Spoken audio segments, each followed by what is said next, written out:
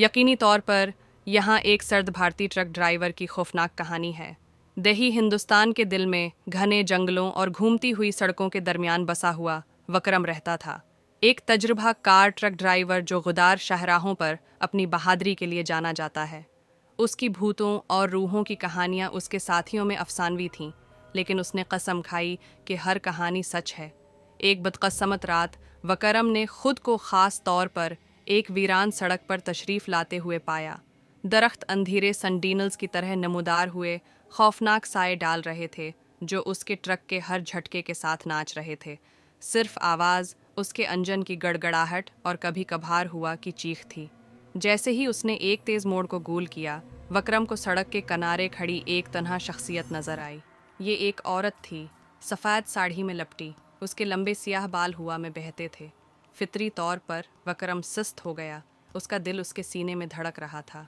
उसने ऐसी सूरतों के बारे में सुना था, इंतकामी रूहें जिन्हें चौड़िल कहा जाता है, जो गैर मशकूक मुसाफिरों का शिकार करती हैं।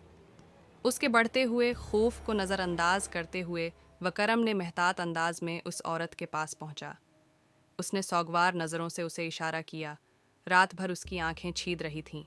कांपते हुए वो खिड़की से नीचे गिरा ठंडी हुआ उसकी हड्डियों को ठंडा कर रही थी। बराह करम मेरी मदद करें, उसने सरगोशी की। उसकी आवाज़ दूर दराज के नूहा की तरह गूंज रही थी। मुझे अपने गांव पहुंचना है। अपनी बढ़ती हुई बेचैनी के बावजूद वकरम उसकी दरख्वास्त को नज़रअंदाज नहीं कर सकता था।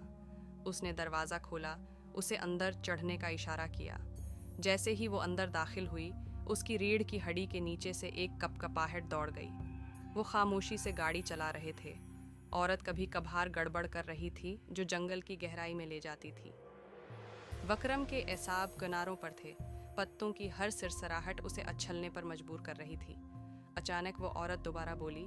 इसकी आवाज़ अब बदतमीजी से भरी हुई थी। तुम्हें मेरे लिए नहीं रखना चाहिए था, उसने हड़बड़ा कर कहा। इसकी शक्ल धुंधली होने लगी। खौफजदा विक्रम को हकीकत का एहसास हुआ। वो चौड़िल के जाल का शिकार हो गया था।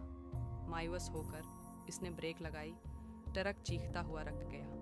अपनी पूरी ताकत के साथ वो छलांग लगाकर अंधेरे में चला गया। इसके पीछे चौड़िल का खौफनाक कहकहा गूंज रहा था।